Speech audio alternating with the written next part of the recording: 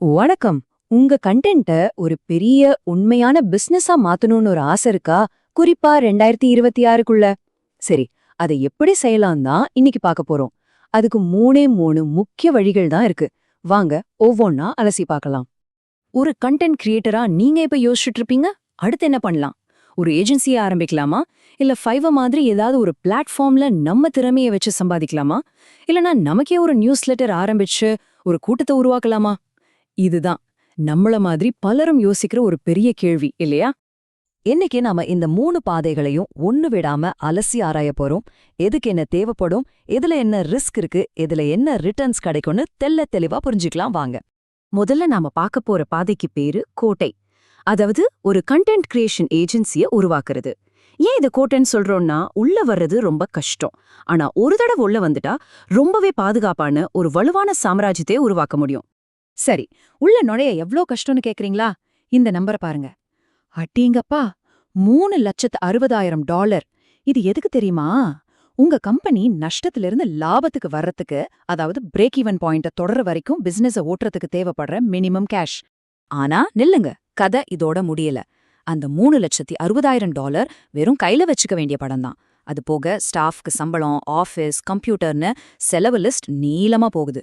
எல்லாத்தையும் சேர்த்தா ஆரம்பிக்கிறதுக்கே கிட்டத்தட்ட $500,000 வேணும். இப்ப புரியுதா ஏன் இதுக்கு கோட்டைன்னு பேர் வச்சோன்னு? இது உண்மையிலேயே ஒரு பெரிய கோட்டை சுவர் மாதிரிதான். சரி, இவ்ளோ கஷ்டப்பட்டு இவ்ளோ பணத்தை கொட்டி ஒரு கோட்டை கட்டுறோமே, இதுக்கு என்னதான் ரிட்டர்ன் கிடைக்கும் கேட்க ரெடியா இருக்கீங்களா? வெறும் 3%. ஆமா, நீங்க கேட்டது சரிதான். ஜஸ்ட் 3%. இப்ப சொல்லுங்க, இவ்ளோ பெரிய ரிஸ்க் எடுத்து கட்டுற இந்த கோட்டைக்கு உண்மையிலே மதிப்பு இருக்கா? சரி, அந்த கோட்டையை விட்டு வெளியே வருவோம். நம்மளோட 2வது பாதை சந்தை. ஃபைவர் மாதிரி ஃப்ரீலான்சர் தளங்களை பத்தி தான் பேசுறோம். இங்க நீங்க தனியா இல்ல, ஒரு பெரிய சந்தையில நிக்கிறீங்க. ஆயிரக்கணக்கான பேர் இருப்பாங்க. இதுல நீங்க ஜெயிக்கணும்னா அந்த சந்தையோட ராஜாவான அல்காரிதமோட கவனத்தை நீங்க ஈர்க்கணும். இந்த சந்தையில ஜெயிக்கிறது ஏதோ அதிர்ஷ்டத்துல நடக்கிற விஷயம் இல்ல. அது ஒரு கணக்கு. இந்த அல்காரிதம் எப்படி வேலை செய்யுதுன்னு பாருங்க. நீங்க எவ்ளோ நல்லா வேலை செய்றீங்க, என்ன கீவேர்ட்ஸ் யூஸ் பண்றீங்க, கஸ்டமர்ஸ் உங்ககிட்ட எப்படி பேசுறாங்க, உங்க செல்லர் லெவல் என்னன்னு எல்லாத்துக்கும் தனித்தனி மார்க் இருக்கு. இந்த அல்காரிதம்க்கு பிடிச்ச மாதிரி நீங்க விளையாடணும். ஆமா, இது ஒரு வீடியோ கேம் மாதிரி தான். முதல்ல நீங்க ஒரு நியூ செல்லர், அப்புறம் கொஞ்சம் கொஞ்சமா ஆர்டர்ஸ் முடிச்சு நல்ல ரேட்டிங்ஸ் வாங்கி ஒவ்வொரு லெவலா தாண்டி கடைசியில டாப் ரேட்டட் செல்லர் அப்படிங்கிற உச்சத்தை தொடணும். ஒவ்வொரு லெவலுக்கும் அதுக்குன்னு சில ரூல்ஸ் இருக்கு. இத்தனை ஆர்டர் முடிக்கணும், இவ்வளவு சம்பாதிக்கணும்னு. அந்த அல்காரிதத்தை எப்படி இம்ப்ரெஸ் பண்றது? இத பாருங்க. நான் லோகோ டிசைன் செய்வேன்னு சும்மா சொன்னா அது யாருக்கும் புரியாது. அது ஒரு வீக்கான டைட்டில். ஆனா உங்க ஸ்டார்ட் அப்புக்கு 24 மணி நேரத்துல ஒரு மாடர்ன் மினிமலிஸ்ட் லோகோ செஞ்சு தரேன்னு சொன்னா பாத்தீங்களா எவ்ளோ தெளிவா இருக்கு? அல்கோரிதம்துக்கு இதுதான் பிடிக்கும். ஆனா இந்த சந்தையில இருக்கிறதுக்கு நாம ஒரு விலை கொடுக்கணும்.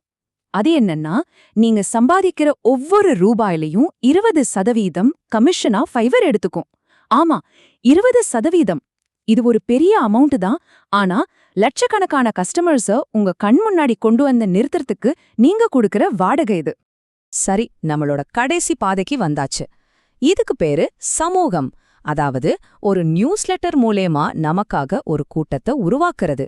இங்கே நாம பணத்தை பத்தியோ அல்கோரிதத்தை பத்தியோ பேச போறதில்ல. முழுக்க முழுக்க மனித உறவுகளையும் நம்பிக்கையும் பத்தி தான் பேச போறோம். சப்ஸ்டாக் மாதிரியான தளங்கள்ல இது எப்படி வேலை செய்யுதுன்னா, இது ஒரு 3 ஸ்டெப் ப்ராசஸ். முதல்ல உங்க எழுத்து மூலியமா மக்கள் உங்களை கண்டுபிடிப்பாங்க. 2வதா அவங்களுக்கு உங்க ஒரு போஸ்ட் ரொம்ப பிடிச்சு போய் இவரை ஃபாலோ பண்ணலாம் ஆனா உங்க நியூஸ் லெட்டருக்கு சப்ஸ்கிரைப் பண்ணுவாங்க. 3வதா நீங்க தொடர்ந்து நல்ல விஷயங்களை கொடுத்துட்டே இருக்கும்போது அவங்க உங்க மேல ஒரு நம்பிக்கை வைப்பாங்க. இது ஒரு உறவை உருவாக்குற மாதிரி. ஆனா இந்த பாதையில ஒரு பெரிய பிரச்சனை இருக்கு. ஒரு ரெடிட் யூசர் என்ன சொல்றாரு பாருங்க. இந்த மாதிரி குப்பை தான் ஏற்கனவே மீடியமா நாசமாக்கிடுச்சு. அதாவது சப்ஸ்டாக்ல எப்படி ஜெயிக்கிறதுன்னே சொல்லி கொடுத்து ஜெயிக்கிற ஒரு கூட்டம் இருக்கு. அவங்க மேல மக்களுக்கு ஒரு பெரிய சந்தேகம் வந்திருக்கு. இன்னொருத்தர் இன்னும் ஒரு படி மேல போய் சொல்றாரு பாருங்க. சரி, நீங்க சொல்ற டெக்னிக்கெல்லாம் வச்சு கவிதை எழுதி எப்படி சப்ஸ்டாக்ல பணம் சம்பாதிக்கிறதுன்னு சொல்லுங்க பாப்போம்னு கேக்குறாரு. அதாவது பணம் சம்பாதிக்கிறது எப்படின்னு சொல்லிதான் இவங்க பணம் சம்பாதிக்கிறாங்களே தவிர உண்மையிலே இவங்க சொல்றத வச்சு வேற எதையும் செய்ய முடியாது அப்படிங்கிறது தான் அவரோட குற்றச்சாட்டு. அதனால இந்த சமூக பாதையில இருக்கிற உண்மையான சவால் சப்ஸ்கிரைபர்ஸ சேர்க்கறது இல்ல.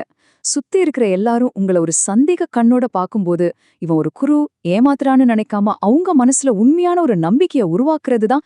அதுதான் இங்க இருக்கிற மிகப்பெரிய சவால்.